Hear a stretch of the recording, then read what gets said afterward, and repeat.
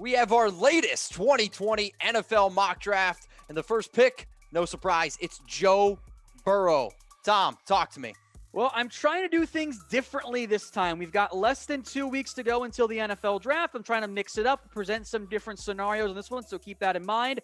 But I'm not going to go crazy. I still think it's going to be Burrow and Chase Young. So I'm not making changes for the sake of making changes at the top. It's going to be Burrow number 1. I think Chase Young at number 2 as well. And at pick number 3, Jeff Okudah, the top cornerback in this year's draft from Ohio State. He's going to the Detroit Lions. I thought about a trade down here. I chose to not make trades on this one, but I do think Detroit, they could go Jeffrey Okudah. Isaiah Simmons makes a lot of sense for them, especially in that Patriots-style defense. Derrick Brown, a tendency to fit what they like.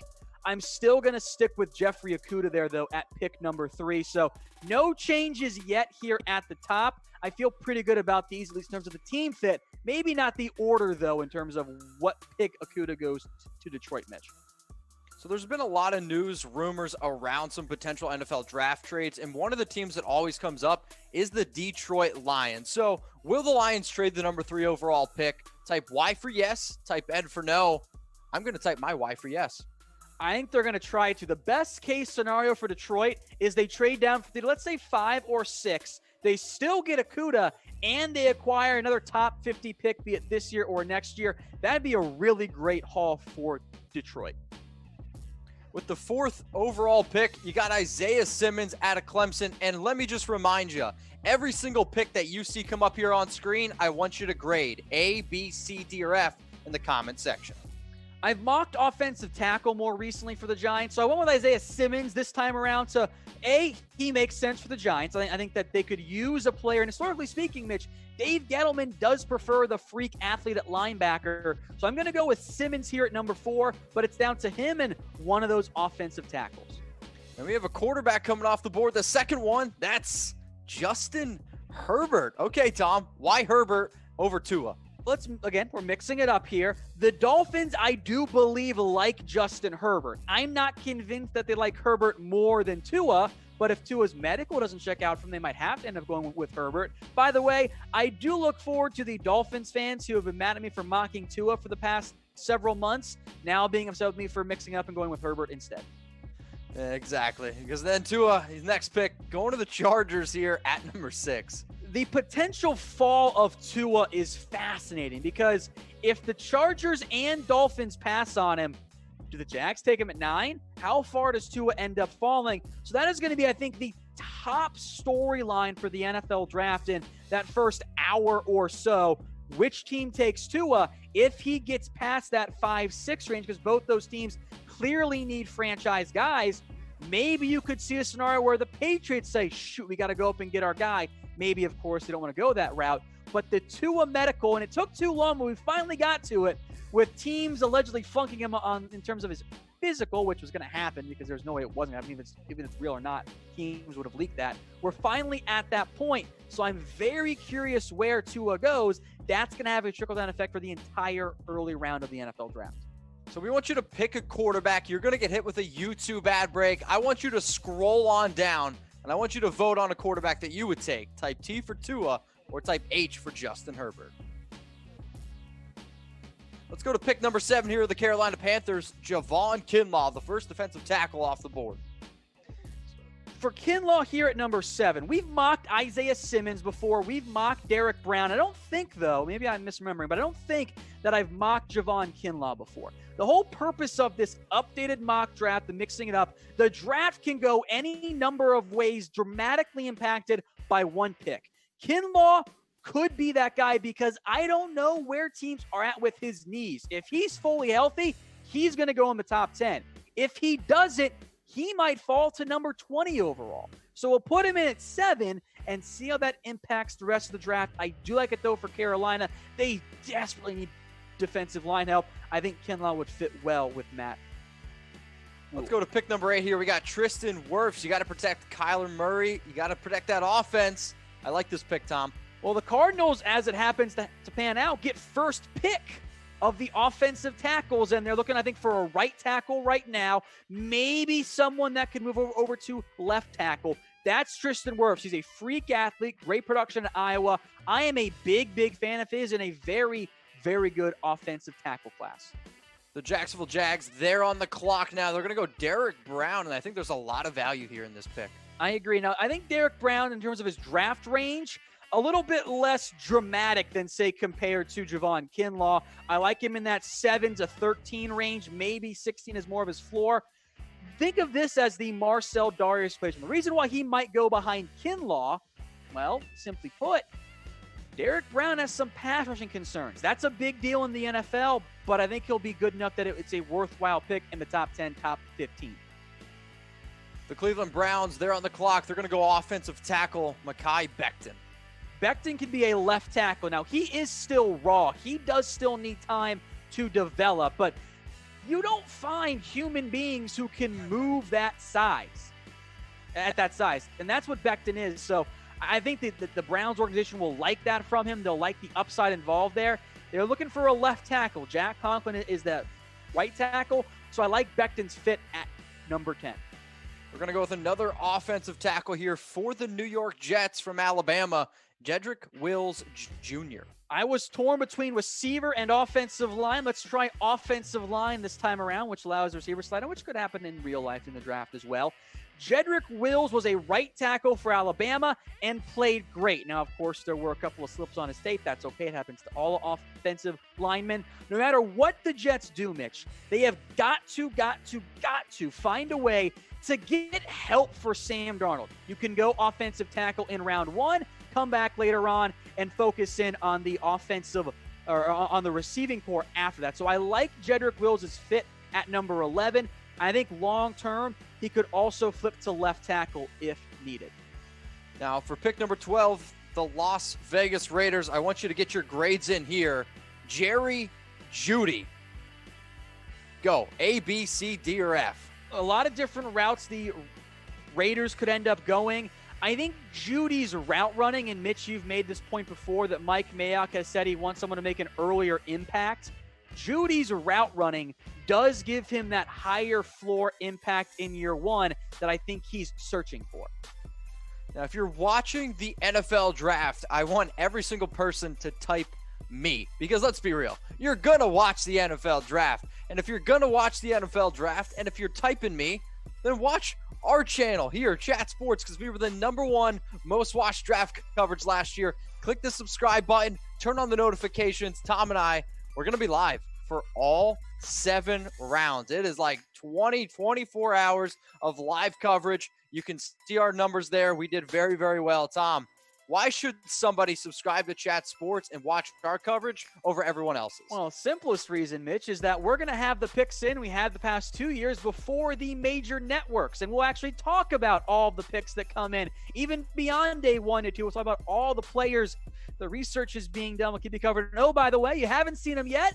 We are working on some different graphics for the NFL draft as well, so a different look as well. With the 13th pick in our latest NFL mock draft, the San Francisco 49ers go with wide receiver burner Henry Ruggs III.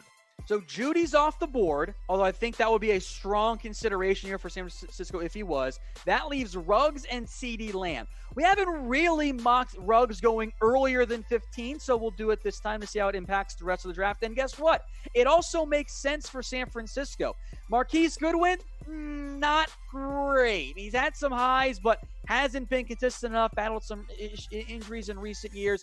Henry Ruggs' speed, I think, would be a fantastic compliment for Deebo Samuel, who can also win downfield, but Deebo can have success more as almost a schemed for guy.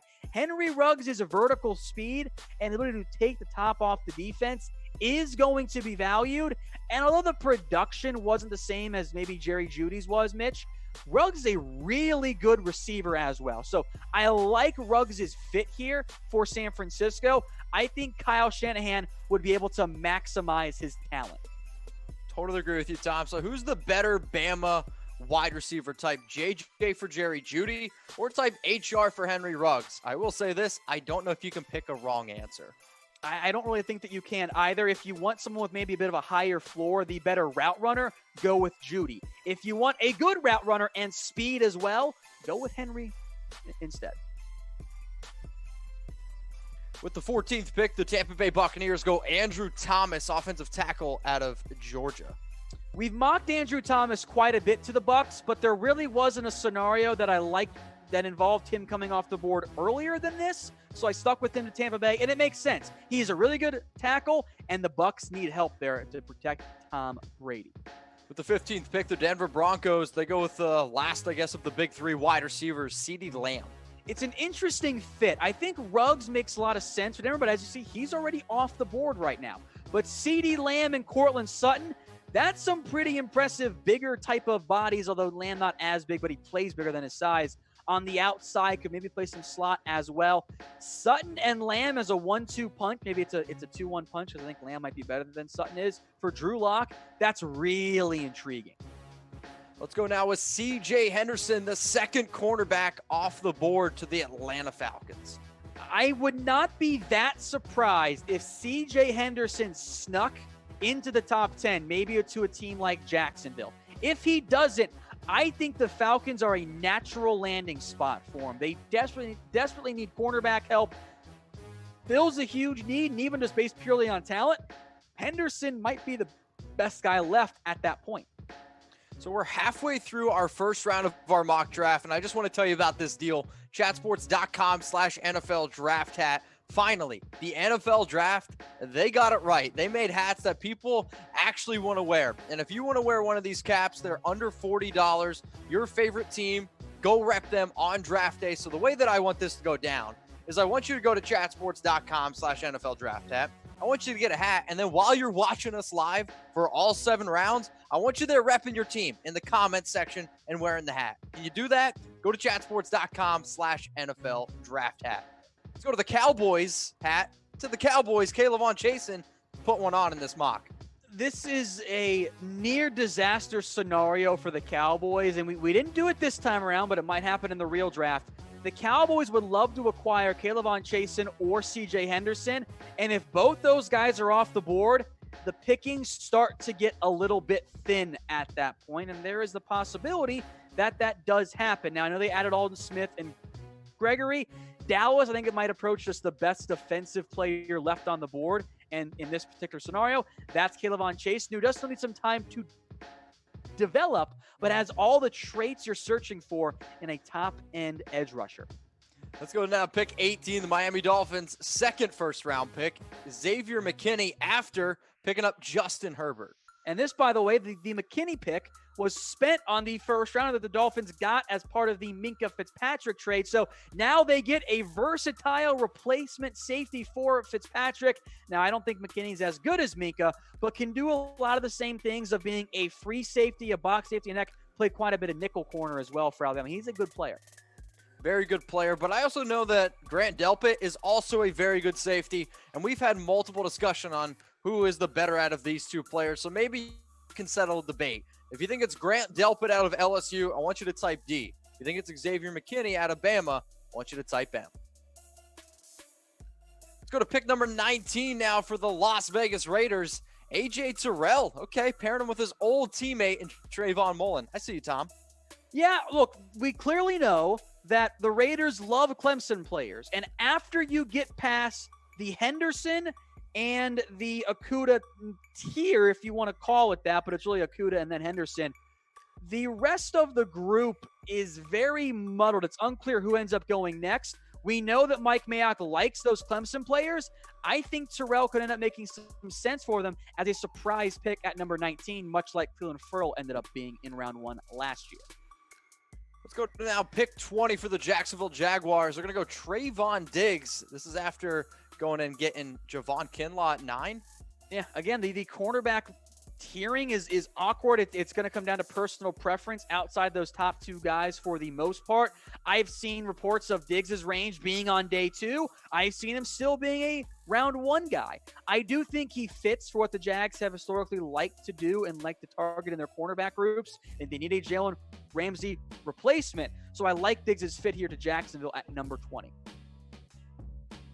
The Philadelphia Eagles, they're on the clock now in our latest mock draft, and they go Justin Jefferson, wide receiver out of LSU. I like this fit for the Eagles a lot. You could maybe argue for a cornerback or for a linebacker instead, but Jefferson as a speedy and fast and wildly productive slot receiver at LSU, I think is a good fit for what this Eagles team needs. Yeah, you can use Zach Ertz and Dallas Goedert still as kind of an inline, almost as a big slot at times too. But I think Jefferson fits well for what Philadelphia needs. I think there is a maybe it's more of a plurality vote than a majority vote. But I think for the majority of NFL teams, Jefferson will be the number 4 receiver behind that big 3 of Ruggs, Lamb, and Jeudy. So I like Jefferson. I think just outside that top 20, that's his sweet spot in this year's. I love that he's holding up the number 4, Tom. Absolutely love it.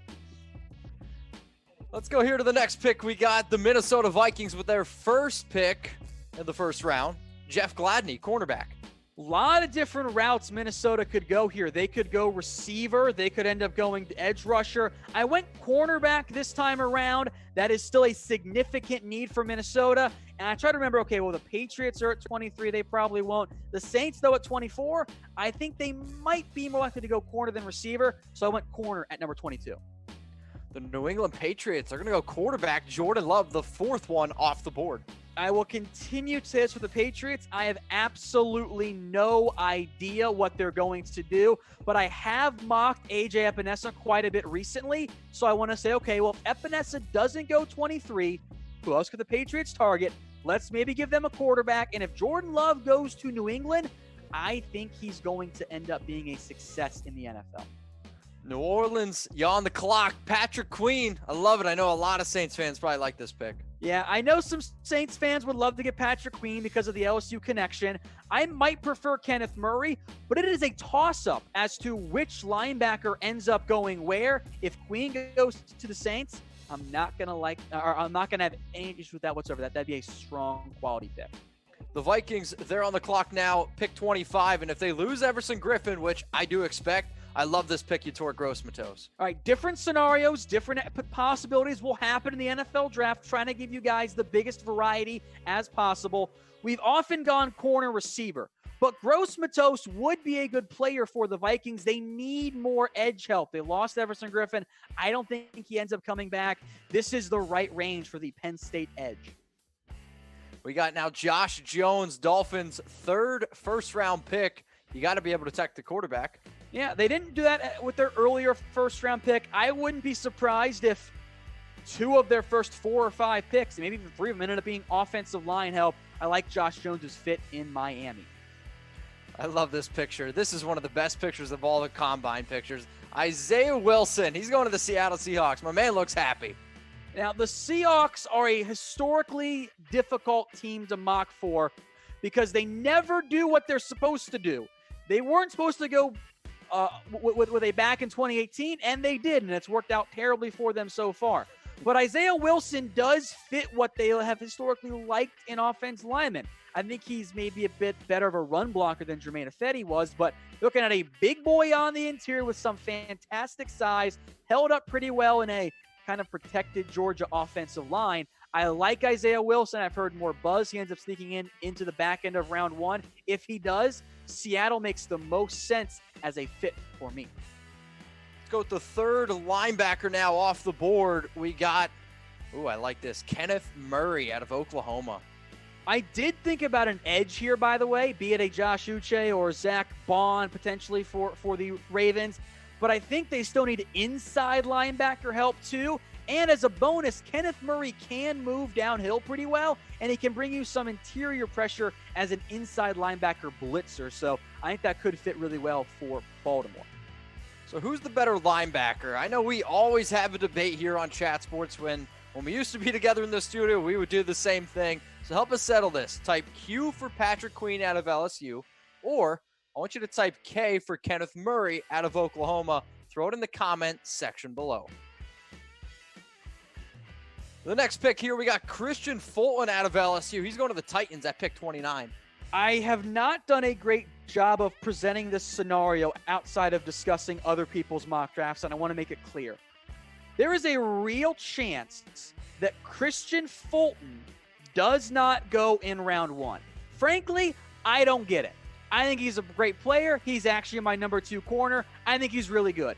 But he might slide. If he does, I think Tennessee at the back end of round 1, which might not retain Logan Ryan, could use Fulton. He could play inside or outside, much like Adoree Jackson. I think it'd be a good fit. I am a big Fulton fan. I am not convinced that the NFL feels the same way, though. I'm a big fan of this pick, and I know Aaron Rodgers, Tom, could probably give you a kiss on the cheek if Denzel Mims goes to the Packers here at 30. Talk to me about this one. Look, we've seen as many as 7 receivers go in previous editions of my mock drafts. We'll dial it back this time. We'll give it 5. I think Denzel Mims and Justin Jefferson should be the other 2 guys who end up sneaking in as those other receivers. I love Denzel Mims' fit in Green Bay, Mitch. I think he'd be an impact outside receiver. Has to develop some, but he has a very, very high ceiling. The San Francisco 49ers, they're on the clock in our latest mock draft, going with Cesar Ruiz after taking Henry Ruggs III at pick 13. Didn't think there were enough corners that fit what San Francisco typically likes in their measurables and their arm length. So I'll go a different direction here. Ruiz, the interior offense lineman out of Michigan. The 49ers need another starting option unless they think Tom Compton's the guy or they want to kick Justin School inside full-time at guard. I think Ruiz ends up sneaking into the late round 1 at minimum, I think early round 2 range. I think he'd be a starter at center or guard. Either of those spots, the Niners can use an upgrade. Maybe you can kick Weston Richburg over to guard if you want to play Ruiz at center. But I like that fit for San Francisco, and it's the right range for him as well. Rounding out our first round of our latest NFL mock draft, Zach Bond, is going to the Chiefs. Mitch, how many times are you going to make that joke? I've only made it once on Chat Sports. You've definitely made it with me before, just so we're clear. Bond is an interesting and some would say divisive prospect. Incredible production this past year at Wisconsin. Over 12.5 sacks, 19.5 tackles for loss. He simply dominated. He was awesome for Wisconsin. The issue is his size. He checked in around 6'3", 235. That is not edge rusher size. That's more off-ball linebacker size. Now, maybe you make him into on base downs, on run downs, he plays linebacker, and then he blitzes off the edge on passing downs. And if that's the case, Kansas City could be a sleeper fit for him. That linebacking core is not great, and quite frankly, outside of Frank Clark, that pass rusher group has never really developed. So KC needs defensive help. Zach Bond's the best defensive player left in round 1. Tom, I'll let you talk about these rather quickly. So here's some teams without round 1 picks. Talk to me why you went this route. If the Colts don't make a move up for Jordan Love, I think receiver is the route they will go at 34. Jalen Reagor fits what they've typically liked. Some other names to watch out for. Brandon Ayuk would be a classic Colts pick. I'd also watch out for Michael Pittman. Terrell Lewis to help replace the Jadeveon Clowney loss for Houston. Damon Arnett at corner for the Bears. They desperately need a number 2 to pair with Fuller. J.K. Dobbins, a surprise pick here for the Pittsburgh Steelers. But when I ran through the simulator for the second round picks, Dobbins was available. I am not convinced they believe in James Conner. Running back is not one we've mentioned before, but it is a sleeper pick there. Lucas Niang, a right tackle out of TCU, needs some technique work, but he could be a long-term starter. And then Clyde Edwards-Helaire, an ultimate 1-2 punch with Devin Singletary in Buffalo.